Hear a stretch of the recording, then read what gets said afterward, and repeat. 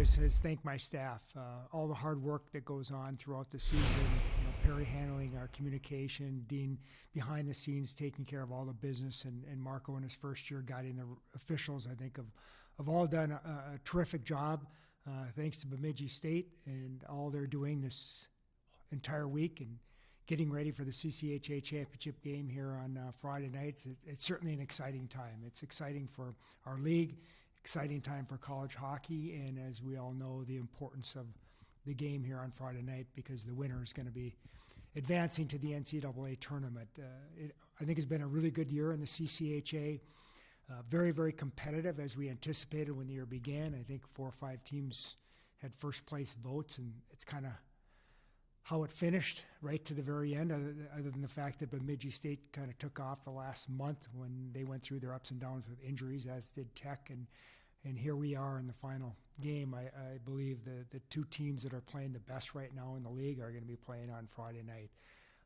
But it was an exciting year.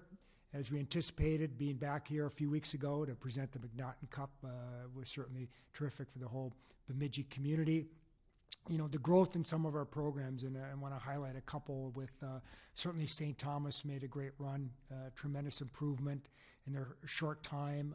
They'll in the process of building their new rink with anticipation of being open in the fall of 25, and certainly Augustana starting their program this year, opening up their new facility. They've got one more year in their transition to the CCHA, but the way it started for them, I think that's really exciting for our league. And as I look down the line in a couple of years as a 9-team league, it will remain extremely competitive.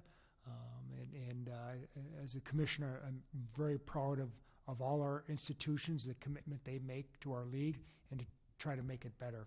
And just really excited about this time of the year and looking forward to the game on Friday night. Questions for Don? I have one from Trent here, and we'll get to Cal. Yeah, Don, just to kind of piggyback off what you were just saying about Augustana, I have just a question for you. I did a story talk with Garrett this week, and he mentioned about how much it means to him to add value to the league. Just with how competitive they were in their first year, what kind of value do you think they bring into the league here in 2 years? Well, I think as we look to expand the league, going back when I was hired, we were a 7-team league, and I think it was pretty evident that at that time that we wanted to get to 8, and who was going to be that 8th team. And lo and behold, a month later, that University of St. Thomas had to move up. They could no longer play in the MIAC, and we felt as they would be a great institution to even us out at 8 teams.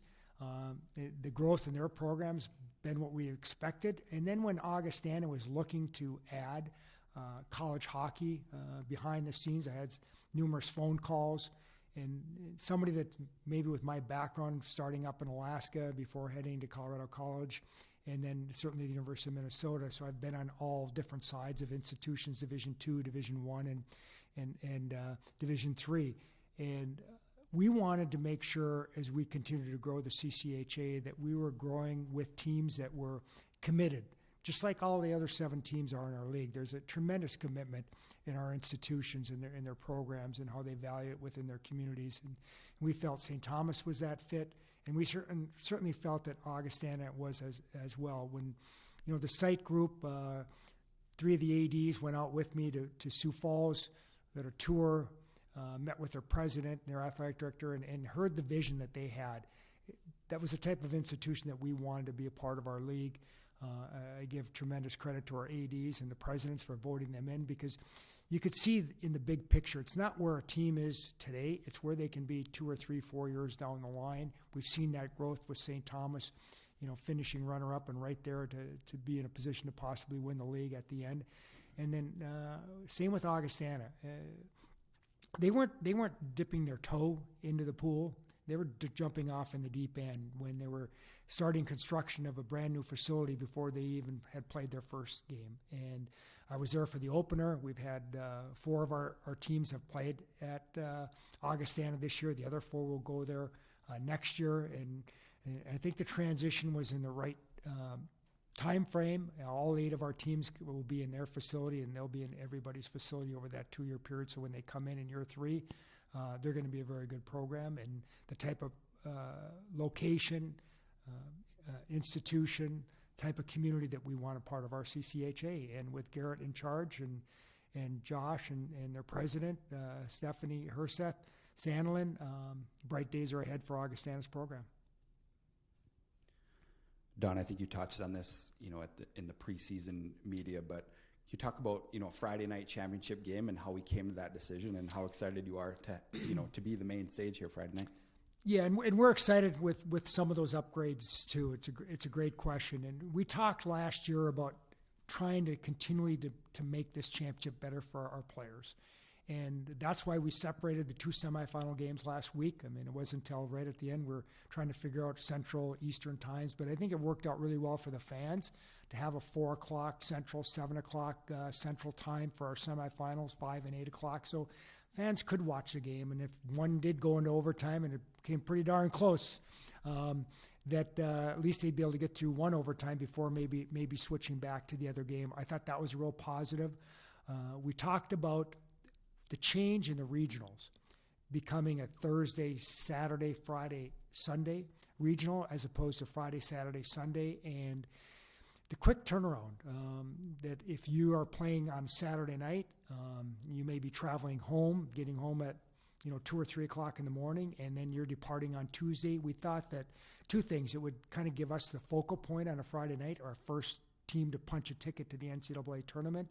But even more important than that was the ability for that team to have an extra day of rest and to try to be able to coordinate all their plans a little bit easier if they were in that Thursday scenario for the NCAA regions. And now we've added, Ben Holden, who's kind of a voice of college hockey, and Pat Micheletti, who's, certainly big in this area and does games with Ben, and he's done some with Augustana this year. And so we thought that flavor would be good. We've tried to make this, especially the championship game, but even the semifinals, a little bit more neutral. And I think that came about my first year in the league. I'm at the championship game, and Minnesota State was hosting Bemidji State, and I'm watching the intros and everything, and it was like, it just feels like it's another home game for Minnesota State, and that's not how it should be this time of the year. And that's why we put in a year ago, the goal songs of the visiting team in the semifinals and an intro video. Now, not necessarily the home teams, coaches were happy about that, but I think all in all, the visiting teams, and now they accept the fact that semifinal, we want to make it more neutral, and obviously once we get to the championship game, continue to enhance it, the broadcast for our fans that are watching, and certainly for the players. So I think we're real excited, and we've got a couple of really good announcers, and certainly Ben was one of the first guys for a play-by-play I thought of that, CBS Sports. He's been on the Big Ten Network. He's done a lot of the NCAA college games as well. So I'm very familiar, in the Michigan area as well, where he's from. So he was excited to do it when I called him in December, and then we got Pat on board, and he'll be driving up from Minneapolis. So excited about that change in our league. Don, how fondly do you look at the coaching fraternity for the CCHA with such a tough start in the non-conference schedule? You had all these coaches, most of them anyway, found a way to really kind of pick their team up by the bootstraps and have a great second half of the season and really make it exciting, with just a couple of points separating so many teams. Well, I've always said I really love the quality of coaching we have in our league. They're very veteran. They're experienced, and sometimes you need that experience when, the year begins when not in the fashion you want. I mean, you go to Michigan Tech, and Joe touched on it, the month of October, they didn't win a game, and here they were, picked preseason to win. And when you have veteran coaches like that, they're able to guide their teams and not panic and look at where are we going to be at the end of the year, not necessarily where we're going to be the first month of the season. Injuries play a part, whether it was with Tech, and a lot of our teams had to go through that during the course of the year. And I look at Bemidji State as a great example that Scholl got hurt, missed extended period of time. Wolf got hurt. And I think I talked to Tom throughout the year a couple times, and they're down 3 forwards. And I think it was a week or two ago, he said it's the first practice all year long they had their whole team at practice. And so it's not where you are at the end of the year. You know, as a coach, you always said you're coaching for March. You want to be playing your best hockey at the end of the year. And I think we've seen that in that steadying hand where when Bemidji State started to get their guys back from injury at the end of January, they kind of took off. You know, you heard Joe and the players talk about the off week, and they were kind of able to reset. And since that time, they've been playing their best hockey. And as we head into Friday night, I believe the two teams in our league, in Bemidji State and Michigan Tech, are playing the best in our league right now. And either will be a great representative for our league in the NCAA tournament the following week. You've been around this game for a very long time, and I'm sure this week is really hectic for everyone at the CCHA. But is there a point where, you know, the commissioner kind of comes off and you're able to just take in the anticipation, the excitement for a game that has so much weight to it like the one tomorrow does? It's exciting. Like I get excited at these games, I have to admit. The nice thing is I don't have a pit in my stomach after the game or have to watch video the next day. But it's all year long, you guide your team and you get to this point, and it's March, and it's the fun time of the year. It's the fun time for the players, the fans, and so I do get excited. I'm driving up today. I'm listening to some good Spotify 70s music on the way up, and I'm kind of getting pumped up driving up here and get to see the coaches and visit with them and watch practice a little bit and come down and visit tomorrow morning. But, you know, when the game starts, I get nervous. I mean, I do. I mean, not that you want either team to win, but you're just watching the game and excited, and the momentum switches from back and forth. And same thing throughout the playoffs when I'm watching on Flow, and you're bouncing from game to game. And, you know, that's what was great about last Saturday. I was able to watch both games in the entirety from start to finish, and, you know, the bounces, the craziness of the Michigan Tech, but I guess that's CCHA playoffs. We've seen it all before, just at different venues. So